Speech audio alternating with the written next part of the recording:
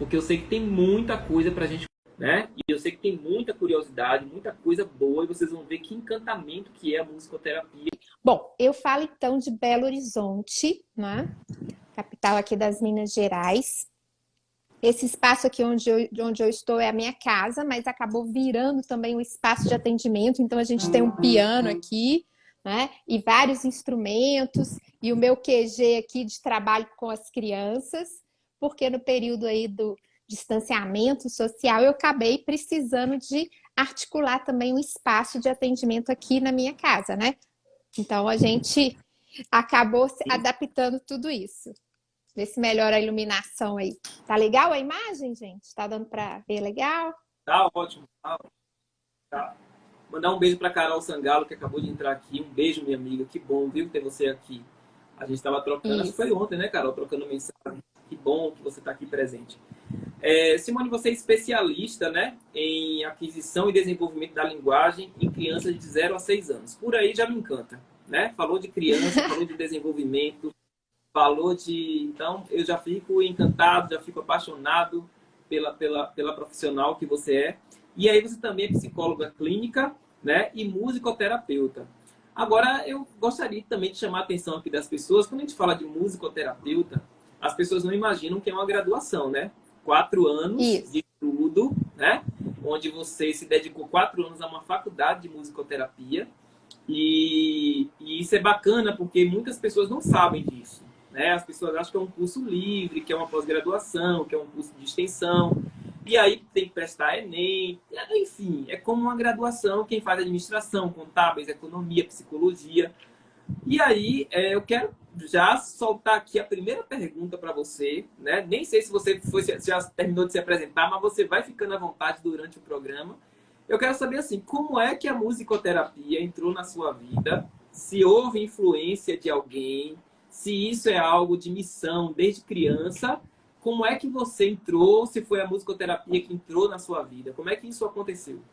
Isso. Bom, você, né, começou aí fazendo, reforçando essa informação que eu sempre gosto de te trazer, né? A musicoterapia é uma formação que requer uma graduação, mas uma pós também, Tadeu, habilita atualmente a pessoa a trabalhar como musicoterapeuta. Então, lembrando que não é uma formação de curso livre, você tem que fazer uma formação em uma instituição de ensino superior. E você pode escolher os dois caminhos. Você pode fazer o Enem e fazer uma graduação com duração de 4 anos. Então, o musicoterapeuta estuda anatomia, neuroanatomia, fisiologia, estuda também disciplinas específicas do desenvolvimento humano, as psicopatologias, psicofarmacologia, e estuda as disciplinas específicas da musicoterapia, que é a musicoterapia e o desenvolvimento humano, a musicoterapia e o envelhecimento, não é? A musicoterapia nas empresas, e estuda também disciplinas da música, porque a musicoterapia é um processo ativo. A gente faz música com o paciente, um processo interativo de autoconhecimento que se dá através da produção musical ativa. Então, o consultório tem bateria, violão, instrumentos bem diferentes, que depois eu até vou mostrar um aqui para vocês. Bom, a musicoterapia, né, no capítulo eu tive a oportunidade de falar sobre isso, né, eu deixei o livro aqui para a gente poder conversar e mostrar, né, eu já publiquei capítulos em livros técnicos sobre musicoterapia, tem uma série de artigos publicados, e até livros infantis. Eu tenho 2 livros infantis aí voltados para a estimulação da criança. Mas nunca recebi esse convite. Falar da musicoterapia do ponto de vista pessoal, de como a música fez parte da minha vida. E foi um desafio, mas foi muito gostoso, foi muito legal conversar comigo mesma sobre essas lembranças, não é? E aí eu descobri que a música, esse gigante invisível, fez parte da minha vida desde a infância. Eu costumo sempre falar que o bebê ele está imerso no mundo sonoro, desde o ventre da sua mãe, né? É o tum-tum do batimento cardíaco, são os sons que permeiam de fora para dentro, é a ressonância da voz materna, né? Imagina, a gente fica 9 meses ali, igual um peixinho, e escutando ali a vibração da voz, além do coração, o útero é barulhento, tem os sons dos movimentos peristálticos, né? Porque a barriga da gente é barulhenta, né, gente? E que barulho, viu? Às vezes tá um silêncio assim, a gente fica até preocupado, né? Será que a barriga vai dar o ar da graça? Bom, então o bebê, ele fica ali nesse universo. Então ele está permeado por sons. Então eu, né, já vivi essa experiência sonora desde o útero da minha mãe e tive uma infância também com muita música. Os meus avós paternos, né, meu avô paterno e meu avô materno, os dois eram músicos autodidatas. Meu avô chegou a construir um violão. Eles são do interior aqui de Minas Gerais, da cidade de Dores do Indaiá, o meu avô materno. E o meu avô paterno é um imigrante italiano. E ficou primeiro na cidade de Barbacena, ele tocava acordeon. Então, logo que eu cresci, eu vi os meus avós ali, tirando músicas de ouvido, né, que a gente falava, tentando tocar os instrumentos, e eu ficava encantada, sempre queria tocar, queria experimentar, e rapidinho eu pedi para minha mãe que me desse a oportunidade de estudar, e fui matriculada no Conservatório de Música aqui de Belo Horizonte, né? Então, no livro eu conto qual era a experiência de uma criança imersa num ambiente de música como é um conservatório, né? E uma coisa que eu me lembro muito eram dos vocalizes das cantoras líricas, né? Que enquanto criança, às vezes eu não aguentava e caía na risada, né? Porque aqueles gorjeios, e ao mesmo tempo eu me sentia arrepiada, chorava sem saber por quê, né? Então no livro eu pude voltar no tempo e descobrir como a música fazia parte da minha vida. E eu fiz essa figura de linguagem, né? Porque, como eu disse, eu nunca fui convidada para falar desse jeito sobre a musicoterapia. De forma técnica, já publiquei em capítulos, inclusive em livros de medicina.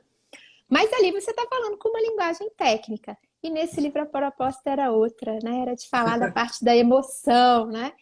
E aí, quando eu comecei a pensar na música, eu falei, bom, como é que eu vou falar na música? O que é a música para mim, né?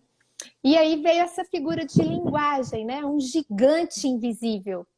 Porque realmente a música é invisível, mas ela é um gigante, né? E nunca ela mostrou tamanha força como agora no período da pandemia, né? Como ficamos ligados através das lives dos nossos compositores prediletos, dos nossos intérpretes prediletos, né? Como isso trouxe alento, trouxe momentos de distração, de alívio de estresse. Então eu fiz essa figura de linguagem no livro e foi mesmo, né, nesse voltar para mim mesma, né?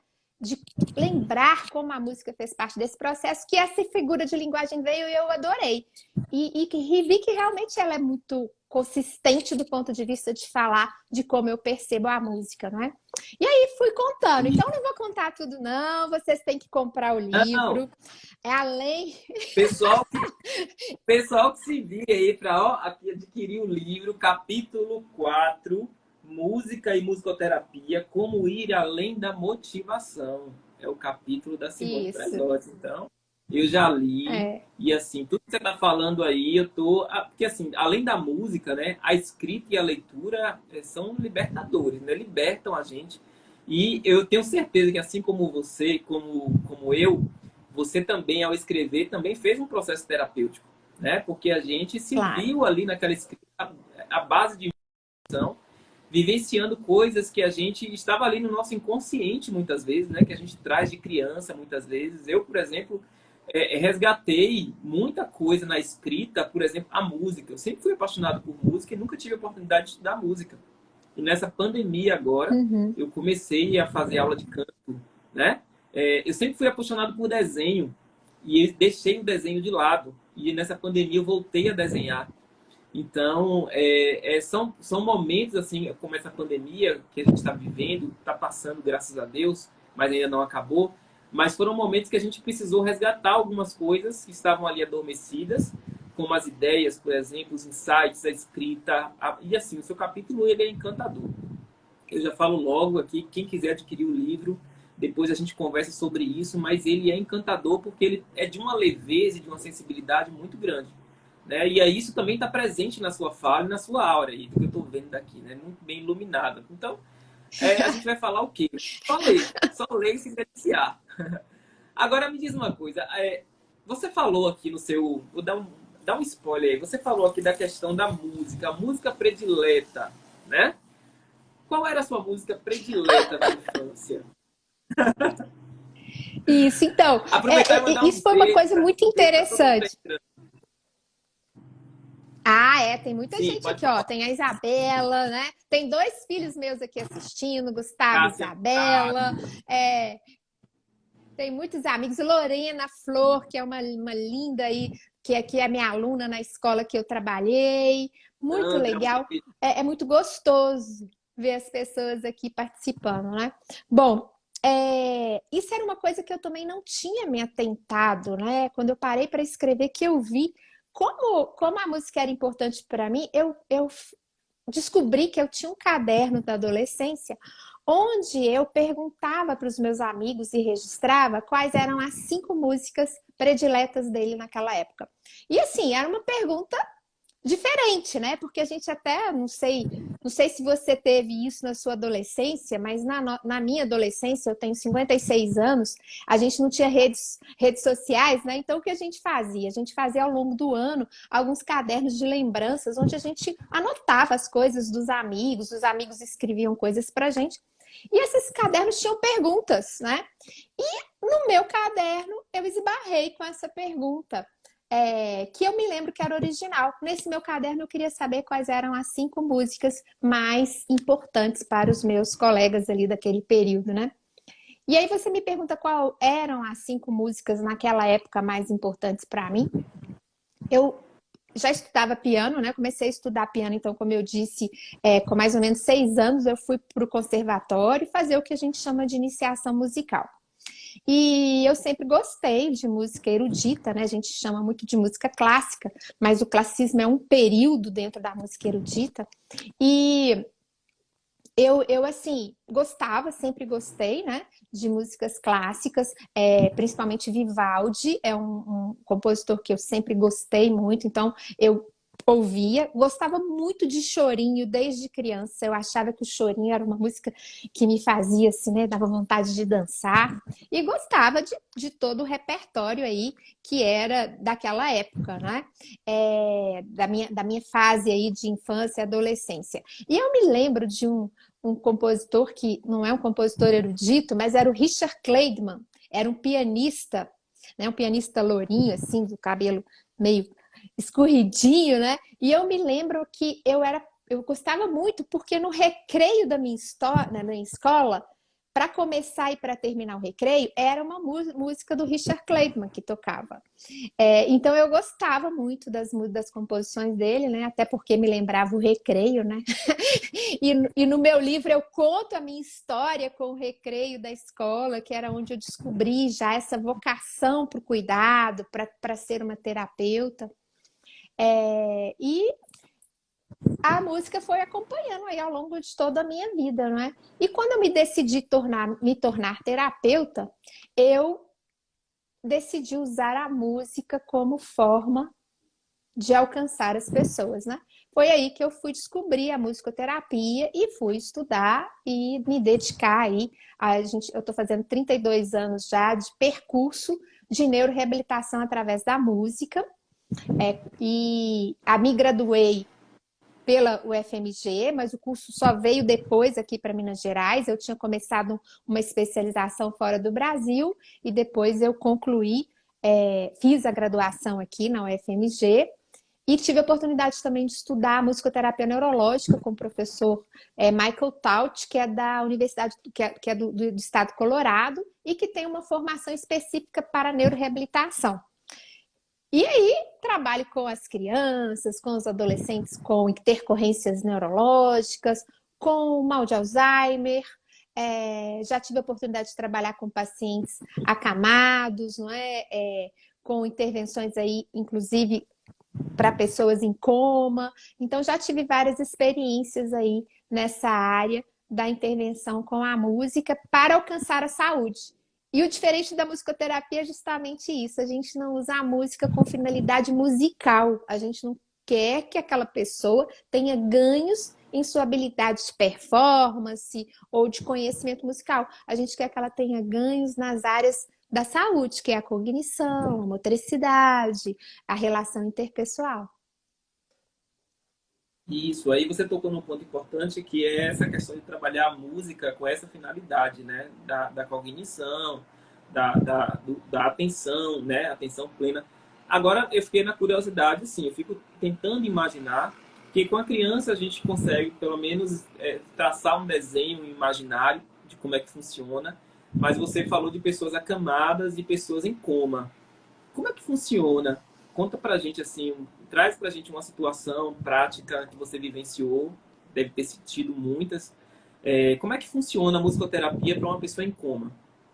Ah, então eu vou dar um exemplo, né? Esse caso em especial, eu não foi um caso que eu atendi, mas é um caso que eu acompanhei, porque eu faço trabalho de supervisão e orientação de vários casos, né? Então, esse é até assim, uma hoje um segmento da minha carreira que eu estou assim articulando, né, e fomentando aí e desenvolvendo, porque a gente sabe que a música é patrimônio da humanidade e que todos os profissionais, de uma maneira ou de outra, utilizam a música em sua área de atuação, né? Por isso eu disse no meu capítulo que ela vai além da motivação, porque normalmente os demais terapeutas usam como forma de motivar o paciente para alguma atividade. Mas então, nesse trabalho aí de mentoring, né, de consultoria, um caso que eu pude acompanhar e orientar foi muito interessante, porque quando a gente faz o trabalho com o paciente adulto, a gente faz a ficha musicoterapêutica, que é aquele levantamento da história musical do paciente com o próprio paciente. Ele vai narrar, como você me perguntou, ele vai narrar quais são as músicas que têm significados importantes. Aí a gente pesquisa também toda a história, né, da família. Então, se é uma família de imigrantes, se é uma família que fala um outro idioma, aí a gente vai pesquisar músicas também com esses outros idiomas. Se aquele paciente, aquela pessoa, ela tem algum som que agrada muito ou algum som que causa desconforto, que ela não gosta de ouvir. Então a gente faz uma pesquisa desse universo sonoro, né, dessa pessoa. E quando é criança, a gente pergunta isso para os pais. Né? E aí os pais trazem essa narrativa e a gente pergunta inclusive de músicas, sons do cotidiano que a criança gosta ou incomoda, principalmente no caso das crianças com autismo, né? Então às vezes a criança gosta muito de uma vinheta de um desenho animado, até de um programa de TV. Isso tudo é recurso que a gente pode usar na musicoterapia para interagir com o paciente. Mas e o paciente acamado, né? Que não tem como narrar? A gente também pode perguntar para a família, né? A gente também pode fazer essa ficha, esse levantamento da história musical do paciente com a família, mas a gente também tem sons que a gente sabe que são aí sons do ISO, né? Da história de todo ser humano, como, por exemplo, eu já disse, o batimento cardíaco, né? Sons da nossa cultura popular, as cantigas folclóricas. Então, pela idade daquele sujeito, pela região que ele mora, pela religião que ele professa, a gente tem como levantar algumas músicas que a gente intui, mas também conclui, não é? Por todo esse conhecimento aí do repertório musical, que aquelas músicas podem fazer sentido para aquele paciente. E nesse caso, né, a gente fez o levantamento com a família e uma filha falou de uma caixinha de música que a mãe tinha ganhado do sogro. E a filha falou: olha, essa caixinha de música fica na cristaleira da casa da minha mãe.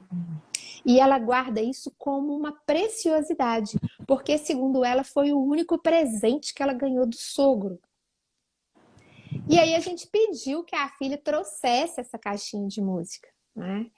E já tinham sido feitas algumas intervenções com massagem sonora, né? Porque a gente pode fazer uma massagem com instrumentos de percussão, porque nós não ouvimos só por condução aérea, né? Nosso ouvido capta o som através do ar, não é? Esse ar impacta os nossos tímpanos e o nosso sistema nervoso processa isso, né?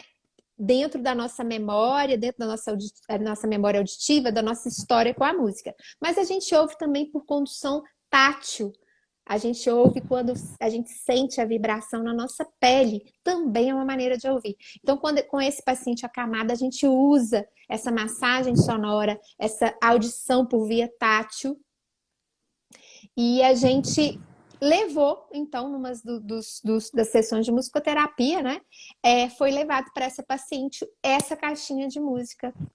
E com esse som, essa pessoa voltou, né? Foi dando os primeiros sinais de voltar aí do estado de coma, né? E a gente sabe que o estado de coma tem vários níveis, né? Então ela começou a ter pequenas vibrações aí de pálpebra, o movimento ocular, né? O movimento das mãos, e aí ela foi voltando e foi tendo todo o processo de voltar do coma até sair do hospital e voltar para o interior. Ela não era daqui, ela não continuou o processo de musicoterapia. Um outro caso que eu não acompanhei diretamente, mas eu tive a oportunidade de conversar, né? Foi um jovem que teve um acidente e voltou do coma com a música Hirminal do Alok. E o pai, de forma intuitiva, estava tentando estimular o filho, estava levando músicas, né?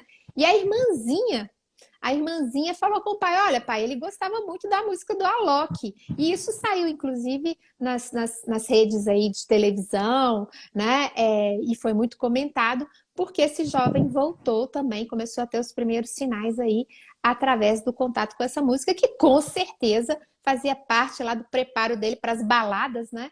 E como jovem, ele com certeza teve o ímpeto ali, né? Não, eu preciso voltar, porque a vida é muito boa e tem muita música boa ainda para eu ouvir por aí.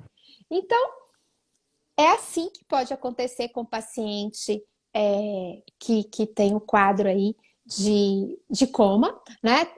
Muito parecido com isso também com o idoso com Alzheimer. A gente resgata as músicas, porque a gente sabe que a memória atual está mais prejudicada do que a memória retrógrada, né? E a gente sabe que a música está lá embaixo, né? Está bem arquivada ali, né? E aí a gente pode usar músicas e sons. Eu já tive a oportunidade de trabalhar com um senhor que estava com um quadro de Alzheimer já bem, assim, bem com muito comprometimento de contato, já estava num quadro de isolamento, e ele era do interior, e eu trabalhei com ele usando o som do berrante, porque a família relatou que ele tinha gado e gostava de tocar o berrante e gostava de chamar o gado e tal. Aí eu resgatei esses primeiros contatos, e é impressionante como a pessoa dá aí os primeiros sinais, né, de interesse pelo outro quando ela ouve um som que a agrada, né? Sim, sim. Eu fico imaginando aqui porque você imagina que a gente assim está conversando, daqui a pouco passa ou a gente escuta uma música, né, antiga, a gente se remete ao passado e a gente tem lembranças do que aconteceu, e imagina essas pessoas, né, a alegria, a felicidade. Imagina uma pessoa em coma, uma pessoa acamada, uma pessoa com Alzheimer. Imagine a alegria e a felicidade de reviver através da música, né, momentos que foram momentos marcantes e importantes ao lado de família, de amigos, da sua infância. Assim como o cheiro também, né? A gente está falando de musicoterapia também, mas um cheiro também. A gente sente um cheiro de um perfume e a gente lembra de muitas cenas, né? De muitas situações. Mas Claro, né? importante o que você está falando, como a música tem um poder de alcance, né? Como a música tem esse, como você falou assim, ela é tão pequena e ao mesmo tempo gigante, porque ela atravessa o mundo, né? A nossa música aqui, por exemplo, vou dar um exemplo, a nossa música da Bahia, ela atravessa o mundo, tá lá na Ásia, e pessoas que viveram aqui na Bahia, na infância, que escutam essa música lá na Ásia, imagine quantas lembranças essas pessoas têm, Uhum. né? Então, a música que bom que a gente vai descobrindo outras formas, né? Porque eu fico muito preocupado, sabe? Eu vou abrir meu coração aqui, você psicóloga, eu estudando psicologia, eu vou abrir meu coração aqui também, como a gente está ainda com alguns psicólogos engessados, sabe? Com técnicas que muitas vezes já não surte tanto efeito assim. E a gente vê com leveza e com tanta simplicidade, com tanta sensibilidade, a arte, a música, né? Que é tão viva no nosso dia a dia, no nosso cotidiano, salvando e ajudando pessoas a voltarem à sua rotina, voltarem ao seu cotidiano. Encantador o seu trabalho, assim. Eu quero aproveitar e mandar um beijo para todo mundo que entrou aqui. O Leandro acabou de entrar. Quem mais Olha, eu entrou não sei, aqui? mas eu acho que tem aniversário Tiago. do Leandro, hein? Acho que o É? passarinho. Eu tô achando, hein? Eu não vou falar nada porque teve um ano que eu mandei os parabéns para ele e ele disse que não era. Então, não sei se ele É? escondeu o jogo. Eu até vi, mas eu não sei se ele escondeu o jogo, porque ele talvez não goste, mas eu fiquei calado. Né? Então, Vamos ver se ele então a vai gente não vai falar nada, não. A gente vai só vibrar. Verdade, Léo, obrigado. Vibrar saúde, alegria, né? Prosperidade para a vida dele. Verdade. E Um muita beijo, pessoal. gratidão, né? E muita gratidão, né, Tadeu? Porque afinal de contas Muita, foi muita. ele que reuniu. Olha, gente, o Leandro Nascimento Cristo reuniu para esse livro 22 autores, cada um deles mais apaixonado do que o outro. Cada capítulo que eu leio, mais paixão eu vejo. Pessoas entusiasmadas pelo que elas fazem, pelo cuidado com o outro, contando como esse aprendizado iniciou na vida de cada um deles. E o que eu estou achando muito legal desse livro é que no final dos capítulos, cada um dos profissionais traz uma estratégia que você pode aplicar na sua própria vida, ou se você é um terapeuta, você pode aplicar também para os seus pacientes, né? Então, acabou virando meio que um pequeno manual, né, para você conhecer as várias formas terapêuticas que podem te ajudar, conhecer como essas terapias ajudaram a cada um desses autores e você experimentar as dicas que eles trazem no final do livro, no final do capítulo. Então, cada capítulo tem uma dica, não é? Você sabe que, assim, o pessoal de Salvador que participa desse livro, eu conheço boa parte, né? Eu conheço a maioria. Conheço todos de Salvador. Assim, a gente tem a oportunidade, através das lives, de conhecer pessoas de outros estados, e aí o Léo faz isso muito bem, essas conexões. E aí eu falei assim, olha, eu não vou ter tempo de fazer isso com todos, né, as lives, porque por conta de outras tarefas, outras atividades que cada um tem, mas eu vou escolher alguns, e aí quando eu bati o olho, Simone, eu apontei e disse assim, é essa aqui. Eu quero que seja essa aqui, porque, assim, junta tudo, né? Junta o currículo, junta a paixão pela música, junta o processo terapêutico, junta a curiosidade, junta o diferencial. Então, assim, eu bati o olho e eu disse assim, é essa aqui. Essa aqui eu faço questão de começar a live com ela. Estou começando um pouco atrasado, mas, assim, que presente a gente está ganhando ouvindo você aqui falando sobre esse trabalho belíssimo da musicoterapia, né? Agora, me fala como foi que surgiu o convite para fazer parte desse livro aqui. Que eu já falei como é que surgiu o convite, já fiz parte de 3. Esse aqui é o terceiro. Pois eu vi que você já está PhD, né, em publicar. Pois é, né? O Léo, ele fica me provocando, ele diz, Léo, eu tô sem tempo, mas é importante. E de fato, de todos foram importantes, mas esse daqui tem uma paixão, eu tenho uma paixão muito grande. Porque assim, é a minha profissão, é a minha missão, é a minha carreira. Então juntou paixão com emoção, com sentimento, com tudo junto. Mas eu queria saber de você, como é que ele te descobriu, como é que ele te convidou, como é que foi para você aceitar esse convite? Então, né, ele estava acompanhando alguns trabalhos meus aqui através das redes sociais. Eu realmente, assim, tento fazer mesmo muita divulgação da musicoterapia, né? Eu também tenho vários trabalhos, assim, de cunho social para promover a inclusão. A grande maioria do meu público são as pessoas com deficiência. Jovens, como eu já disse, eu tenho aí experiência, já trabalhei aqui com a Copasa, fazendo preparação um trabalho de musicoterapia para preparação para aposentadoria.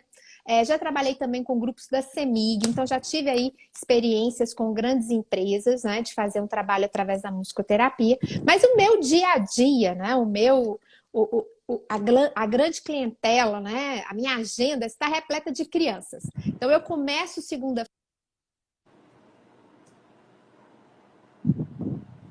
O som fugiu. É porque alguém chamou aqui. Eu começo a segunda-feira. Voltou? Voltou. Eu começo a segunda-feira rodeada de bebês e suas mães, alguns com hipótese de autismo, outros com paralisia cerebral, outros com síndrome de Down. Mas o mais importante, são bebês que querem cantar e suas mães querem estimulá-los. Então, eu começo o meu dia e tenho grande parte da clientela com as crianças, mas trabalho aí com pessoas de todas as idades, não é?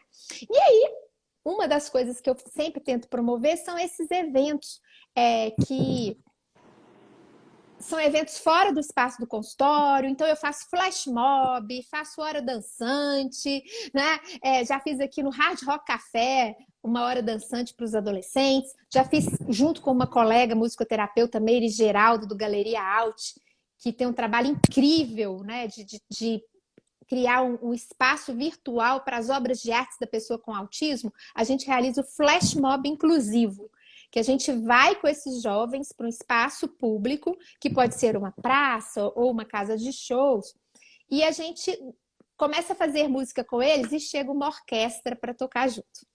E esse evento já teve 5 edições, e no ano da pandemia, em 2020, foi a comemoração dos 76 anos da ONU, me fugiu a data. E eles fizeram um compêndio dos trabalhos de relevância ao redor do mundo, de inclusão através da música. E esse trabalho foi contemplado nesse compêndio. A gente mandou, né? Porque eles mandaram para as associações de musicoterapia, para todas as instituições que faziam trabalhos através da música, e aí chegou para a gente, né? Olha, eles estão querendo saber dos trabalhos aqui no Brasil. O que vocês fazem? E aí a gente mandou, olha, a gente faz isso aqui e tal. E esse trabalho ficou entre os 5 trabalhos contemplados na América Latina. E assim, esse eu acho que foi um dos projetos que chamou a atenção do Leandro, né?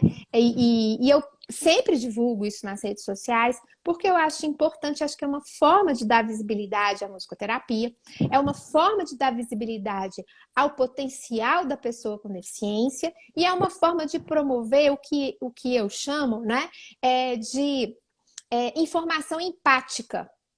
Porque eu posso falar sobre a deficiência, eu posso falar sobre a pessoa, a capacidade da pessoa com deficiência. Agora, se eu te ponho num ambiente onde você e pessoas com deficiência, que são pessoas, vão fazer música juntos, vão cantar, vão tentar entrar no ritmo, você vai descobrir que, às vezes, uma criança com síndrome de Down consegue sincronizar o pulso da música com mais facilidade que um adulto, que pode ser você. Que uma criança, né, que uma pessoa com deficiência pode ter mais a liberdade de brincar, de ser autêntica no ambiente através da música do que você, que tem muito conhecimento, mas chega na hora que você trava, porque você tem um juízo de valor muito, muito alto, você acha que você não pode se expor, né? E o que a gente sabe é justamente o contrário. Quem está muito seguro de si sabe muito bem entrar na brincadeira, porque sabe o caminho de volta, não tem medo de se perder. Né? Então eu falo isso muito com os adultos. E eu acho que esse foi um dos trabalhos que chamou a atenção. E aí o Leandro entrou em contato comigo, falou que ele queria reunir profissionais com trabalhos significativos no livro Terapeutas do Século XXI. É lógico que a gente sabe que, muito além dos 22 aqui representados nesse livro, temos terapeutas aí incríveis, né? Então, assim, Com certeza somos todos terapeutas do século XXI, mas tivemos a felicidade de participar da obra, né? Dessa obra e ter a oportunidade de falar em nome de tantos outros, né? Então, com certeza, eu falo em nome de muitos musicoterapeutas que são grandes musicoterapeutas do século XXI e espero, com muita humildade, poder representá-los aqui nesse livro. Bacana. Mandar um beijo aqui para Lorena, lá de Uauá. Um beijo, pessoal de Uauá, interior aqui da Bahia, que eu amo demais. Faço atendimentos lá também. Estou em falta com eles por conta da pandemia. Lia Chaves, grande cantora aqui de Salvador, aqui da Bahia, do mundo. Lia, um beijo para você. Que bom ter você aqui. Mas a Lorena, que é professora, né? A Lorena está perguntando assim, como trabalhar a musicoterapia com crianças com autismo? Então, lembrando assim, musicoterapia só é realizada por um musicoterapeuta. Mas você que trabalha com crianças com autismo pode se beneficiar muito dos conhecimentos de um musicoterapeuta. Então, esse é um dos carros, né, dos principais trabalhos que eu estou hoje divulgando, é justamente esse, é a consultoria, é o mentoring para os profissionais que trabalham, reconhecem a importância da música e às vezes querem aprofundar mais esse conhecimento.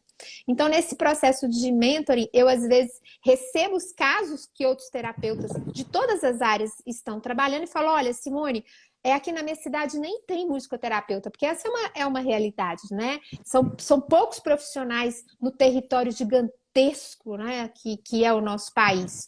E às vezes um profissional da área da psicologia, da área da fonoaudiologia principalmente, né? Por isso eu me especializei em linguagem, porque a gente sabe que a música faz um sentido muito grande para a organização da linguagem, que é a expressão do pensamento, é a organização do pensamento, e também para a fala, porque muitas vezes você não consegue falar prato, mas se você canta parato, parato, parato, prato, você fala prato. Porque você brincou com a criança, desmembrando a palavra e dando um pulso. Então, vamos aí pensar na criança com autismo, que muitas vezes tem também disfunções da fala. Então, para você trabalhar a fala, você pode brincar com as palavras, desmembrando as palavras e trazendo a elas mais sonoridade, mais música, não é? Então, essa é uma forma de trabalhar com a criança com autismo. Outra forma muito legal, que a gente sabe que causa um impacto muito grande, uma autora que chama Dorita Berger, que é musicoterapeuta e terapeuta ocupacional, eu tive a oportunidade de estudar a obra dela de forma mais profunda, e inclusive publiquei um artigo, depois, se você quiser, pode me pedir qual é o nome da colega que perguntou? Lorena? Lorena Monteiro, Lorena. Isso, Lorena, se você quiser, pode me pedir depois no direct, que eu te envio esse artigo. É um artigo que fala sobre a função visual, né, e musical no autismo, porque os aspectos quantitativos e qualitativos, como a música pode ajudar para que o autista aumente o seu contato visual. Então, vou te dar um exemplo prático, né? A criança com autismo, ela não é muito de ficar querendo aproximação. Mas a música tem essa capacidade. Eu posso acompanhar o pulso do caminhar do meu paciente. Se ele anda mais rápido, eu posso aumentar esse andamento. Quando eu paro, né, ele está andando e eu estou ali percebendo esse pulso e estou sonorizando esse pulso. Ele começa a entrar o quê? Em relação com essa sonoridade. E aí, de repente, eu paro, o que ele faz? Ele olha, né? Qual que é a nossa relação com o som? Né? É muito visual. Qualquer um de nós escuta um barulho inesperado, né? A gente volta a olhar para ver de onde ele veio, para localizar. Né? Se vai causar perigo, a gente vai correr, ou se vai nos interessar, nós vamos nos aproximar. Né? Então, muitas vezes, a criança com autismo, a gente não entra trabalhando músicas específicas. Muitas vezes a gente vai trabalhar com sonoridades, né? E o elemento surpresa, aquela coisa assim, tinha uma música e a música parou. Ou tinha uma música e apareceu um timbre diferente, né? Pareceu uma sonoridade diferente. Vou mostrar aqui para vocês um instrumento muito simples e que costuma chamar muita atenção das crianças com autismo, que é o Ocean Drums.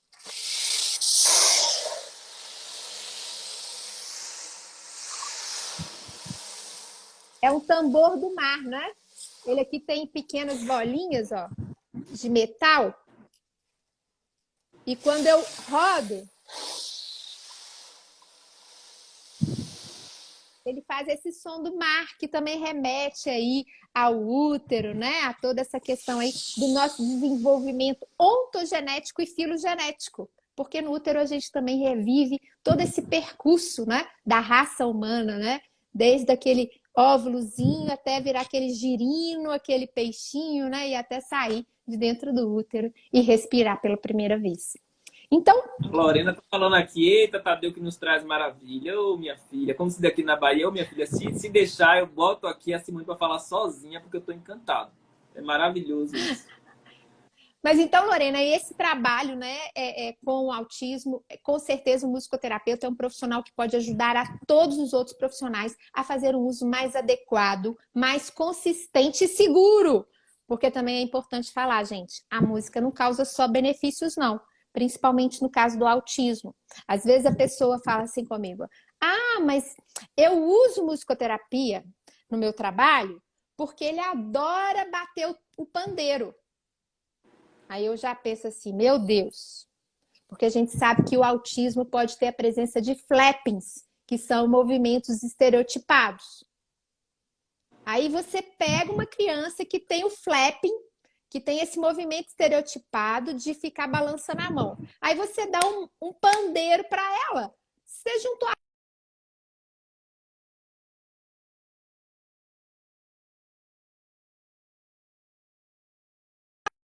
Travou, né? com muito cuidado, porque ela pode sim trazer malefícios. Ela pode reforçar comportamentos inadequados, pode, se o paciente apresenta status epiléticos, eu pude publicar, estudei com muito afinco também a epilepsia musicogênica, porque eu lia nos livros e falava, gente, mas o que é isso? E sim, existem status epiléticos desencadeados através da música, então o profissional que vai usar a música, ele tem que saber se aquele paciente tem essa vulnerabilidade, porque senão a música pode ser iatrogênica. Quem não sabe o que é isso, procura saber. E no livro eu falo muito também sobre a musicoterapia, falo sobre essas perspectivas de formas de atuação, né? E falo da minha história pessoal, que foi o grande diferencial dessa publicação. Foi a primeira vez que eu pude, né? Não é que eu pude, né? Porque ninguém nem tinha me pedido para falar, na verdade, dessa forma. Então, que alguém me pediu e eu me aventurei a escrever e foi uma aventura incrível, foi uma oportunidade muito legal e tenho certeza, Lorena, que você vai adorar essa obra, vai aprender muito com todos os demais autores que estão aqui, né? E com certeza vai trazer aí um diferencial para o seu trabalho. Então, acho que quem é terapeuta não pode perder a oportunidade de ter essa obra aí dentro da sua biblioteca. Quem é pessoa aí, né? Quem não é profissional da saúde, quem não é terapeuta, também não pode perder a oportunidade, porque a gente sabe que com a situação da pandemia, a quarta onda, né? A gente ainda vai ter várias questões emocionais. E quando a gente precisa de uma terapia, esse livro traz a possibilidade de você conhecer 22 abordagens. Então, você pode descobrir ali qual é a melhor terapia para você ter acesso ao cuidado que vai ser mais efetivo para uma demanda sua, ou de alguém da sua família, ou de alguém do seu ambiente de trabalho, não é? Então, é um livro que é para você investir, para você conhecer e para você deixar ele circular. Porque livro bom é livro que passa de mão em mão, tá, gente? Ô, Simone, tem um comentário aqui da Fabiana, que ela diz assim, depois que comecei a fazer terapia, a primeira coisa que senti vontade foi de escutar música. Apesar do tema estar relacionado ao trabalho de comunicação com pessoas deficientes, porém não é o meu caso. Aí eu acho que ela quis dizer isso no final, ficou confuso. mas acho que ela quer dizer que não é o caso dela, que não tem... Isso, não, mas e com certeza não é o caso da maioria de nós que estamos participando aqui dessa live, né? Mas o que eu quero levantar é justamente isso. A música faz parte da vida de todos nós. E ela pode trazer benefícios para a pessoa com todos os perfis e de todas as idades. Pois é, você começou a fazer terapia e ficou com vontade de ouvir música. Será por quê? Será que você, né, não começou a se sentir mais alegre, mais aberta, né? Você não abriu os seus canais de comunicação, de audição, então eles estavam ávidos, né? Quero novidade. Essa música antiga aí não me faz mais, não mexe mais comigo. Então, com certeza, a música fez sentido. E o seu terapeuta pode fazer uma leitura, né? Quando a gente vai trabalhar, às vezes, em instituições, em ancianatos, né, asilos, né, às vezes tem aquela pessoa, aquele idoso que fala assim, não quero musicoterapia, não quero música. Aí ele vai sentar lá no cantinho mais... E aí, de repente, você joga o olhinho, né, bate o olho lá, quando você olha o pezinho dele, tá marcando a música. Né? É muito difícil a gente não se deixar envolver pelo som. A gente pode não ver, porque a gente fecha os nossos olhos, mas por mais que a gente tape os nossos ouvidos, um pouquinho do som sempre entra. Um pouquinho do som sempre nos alcança, né? E aí fica muito difícil a gente não se envolver de alguma maneira, né? Mesmo que seja para não gostar. Também é um tipo de... É irresistível, a gente não tem controle, né? Quando a gente vê, a gente já tá com o pezinho balançando, daqui a pouco já tá em pé dançando. Isso mesmo. A Fabiana, ela complementou aqui, né? A relação com o som foi o primeiro resultado da minha cura, porque tive muita vontade de ouvir músicas e dançar, até mesmo sozinha. Os sons tocam no coração, sentimento, expressão em geral. Isso Olha mesmo. aí, tá? Muito legal, fico muito feliz. Seu depoimento é lindo, né? Muito bonito mesmo. E eu acho que se eu posso te dar uma dica, eu vou te dar uma dica. Essas músicas que você teve vontade de ouvir, né, logo no início do seu processo aí de refazimento, de redescoberta, não deixa elas caírem aí no esquecimento, não. Faz um pequeno diário musical e escreve essas primeiras músicas, porque como elas foram starts para você identificar que você se estava aí progredindo, né, no seu processo terapêutico, elas também podem ser ótimas âncoras caso você sinta que por algum momento, por alguma intercorrência, por algum acontecimento, você se sentiu um pouco mais triste, mais deprimida, você acessa essas músicas porque elas vão ser ótimas âncoras para você manter aí o seu estado de saúde, né? Porque todos nós temos recaídas, né? Todos nós. Então a gente deixa aí essas músicas que nos levantam, né? A moral, né? Levantam e nos estimulam. Agora, através da música, o paciente, e aqui a gente não está falando, tá falando de todo mundo que está aqui, né? Independente de ter ou não alguma deficiência. Ele já chega para você com um diagnóstico ou através da música você consegue fazer um diagnóstico, Simone? Não, na verdade, os pacientes chegam com diagnóstico. Algumas vezes eu posso, ampliar o conhecimento sobre esse diagnóstico através das intervenções. E na musicoterapia, a gente tem metodologias de avaliação padronizadas, validadas para o nosso idioma, entendeu? Então, do mesmo jeito como a gente tem os testes psicológicos, a gente tem vários testes validados para o trabalho do musicoterapeuta. Então, a gente pode aplicar algumas dessas ferramentas, né, para auxiliar, para reforçar. Mas a gente sabe que o diagnóstico hoje, de acordo aí com o CID-10, com o DSM-5, né? Acho que a gente está indo agora para o 11, né? A gente já está... Quem tem, assim, a fala sobre diagnosticar e bater aí, né? Já está...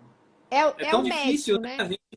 É o profissional médico que faz esse diagnóstico. Nós, terapeutas, a gente reverbera ali, trazendo ou confirmações através da nossa observação, ou levando questionamentos para que o médico abra a sua visão e, de repente, pondere para outras perspectivas que ele não tinha observado. Porque nós, terapeutas, mães, professoras, que estão todos os dias com as crianças ou adolescentes, no caso, né?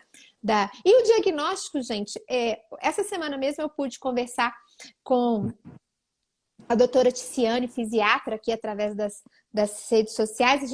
Eu comentei um post dela. Gente, o diagnóstico nada mais é do que um vidrinho onde a gente joga, né? Um vidrinho onde a gente joga todos os conhecimentos sobre uma patologia. Para quê? Para quando a gente observa em um indivíduo algumas características que se encontram, a gente sabe onde a gente vai estudar. Porque o diagnóstico não formata o indivíduo. O diagnóstico é para trazer ferramentas de conhecimento sobre uma patologia e a gente poder ajudar. Nós somos profissionais da saúde. Nós estudamos a saúde, não a doença. Né? A gente quer promover a saúde. E às vezes, assim, a gente vê as pessoas já dando diagnóstico, né, no primeiro contato, no segundo. Isso é tão arriscado, tão perigoso, porque isso é uma caminhada tão longa que a gente vai entendendo esse processo, como a musicoterapia, né? Imagina quantas crianças passaram por você, né? Quantos pacientes passaram por você que chegaram com um diagnóstico e você pôde perceber que não era nada daquilo, né? Que era algo tão simples de resolver, que era muitas vezes até a falta do estímulo dos pais, né? Na criação, na educação. E aí, através da música, você pode perceber, né? Ter essa percepção sensível de dizer assim, olha, não vejo nada demais, o que falta aqui é estímulo. E a música faz isso muito bem, né? E às vezes a criança já vem, por exemplo, rotulada. Isso, não, e assim, o que a gente tem que pensar é justamente isso, né? A questão da vulnerabilidade que o diagnóstico traz. Então, ele não é nada para encaixar aquele indivíduo. Aquele indivíduo vai ter a performance e a gente, enquanto terapeuta, enquanto família, enquanto escola, a gente tem que fazer o possível para aquele indivíduo alcançar a sua melhor performance. Né?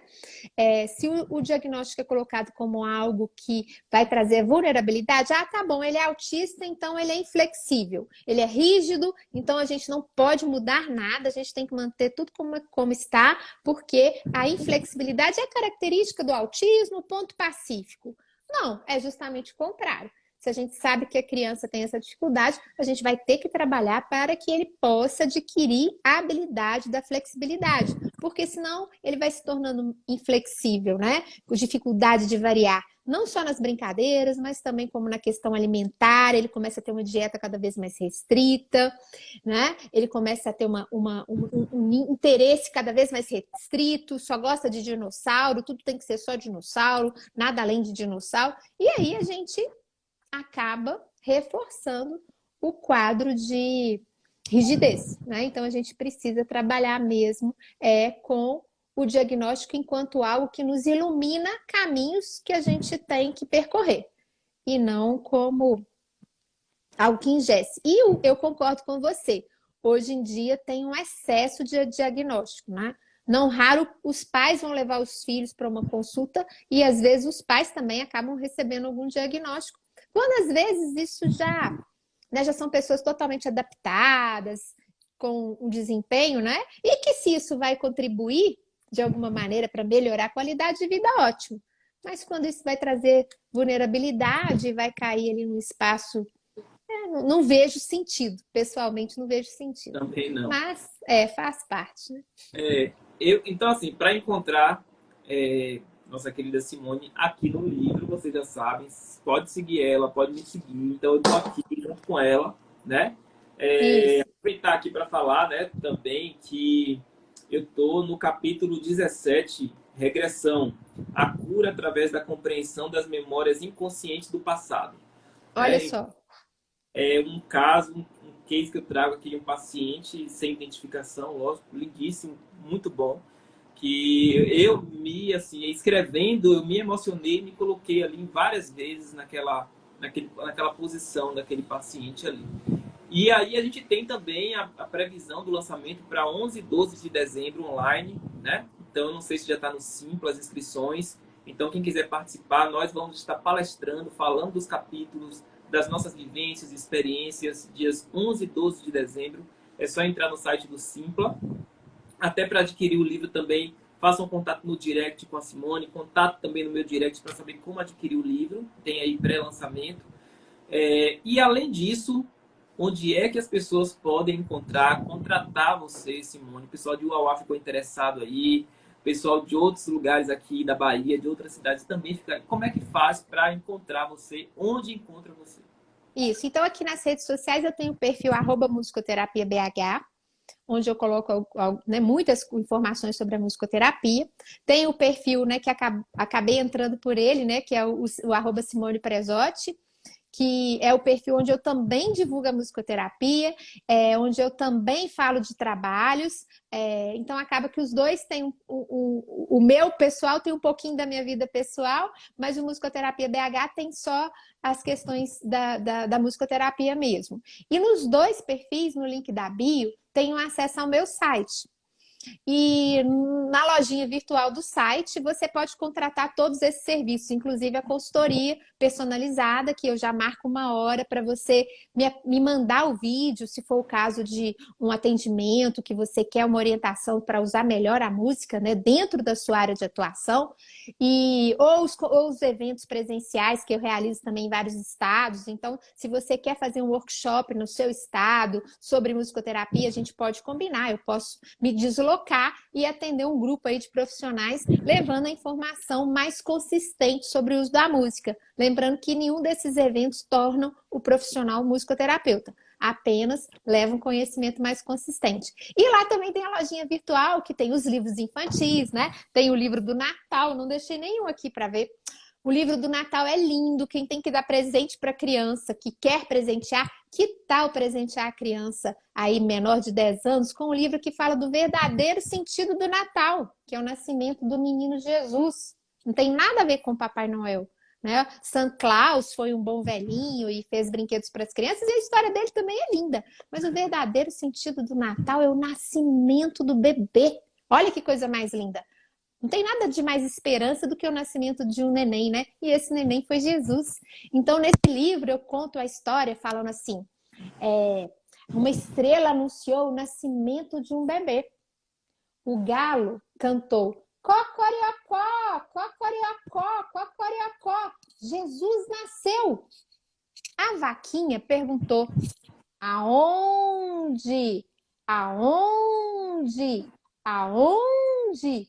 E o sino respondeu: Belém, Belém, Belém, Belém. E aí eu abro espaço para você, adulto, conversar com a criança sobre o nascimento de Jesus e falar de Jesus dentro da sua óptica. Não é um livro que fala de religião, é um livro que abre espaço para conversar sobre o nascimento do menino Jesus e cada família vai poder falar, né, até do Jesus homem público. Se não quer falar de nenhum aspecto religioso, pode falar do grande homem, porque isso ninguém tem dúvida, né? Foi um homem que dividiu a história, né? O tempo, né? Antes dele e depois dele. Então, é um livro muito com CD, tem as músicas, tem as canções. Quem interpretou as canções não foi eu, foi a Noli Merrig, que é uma cantora super tarimbada, country. Eu faço a narração da história.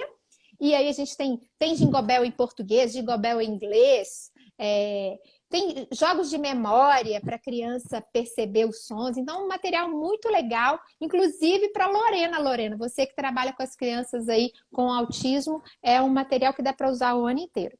E aí lá tem produtos, alguns objetos lúdicos que eu desenvolvo. Então, tem muita coisa. Olha, se fosse para falar assim, o que eu mais gosto de fazer é criar. Então, o processo musicoterapêutico é um processo criativo, mas eu estendi isso aí também para produtos, para livros, porque realmente eu me sinto muito feliz dando forma e consistência às coisas que eu imagino. E esse livro deu consistência a muita coisa legal. Eu espero que ele alcance aí muitas pessoas. Olha, você está falando de criação, de criar. Se a gente parar aqui para conversar, vai sair tanta coisa, porque quem me conhece sabe que desse processo criativo que eu tenho também, eu sou muito inquieto, né? Mandar um beijo para Maria de Fátima, aqui, que me segue sempre, está sempre presente aí em minha vida. Então, assim, esse processo criativo, ele é fantástico para o nosso desenvolvimento, para o desenvolvimento de quem convive com a gente, né? Seja aluno, seja criança, seja filho. Então a gente precisa cada vez mais estar se reinventando, né? Buscando formas criativas de ensinar, de aprender, de se comunicar, né? Então eu particularmente estou assim encantado.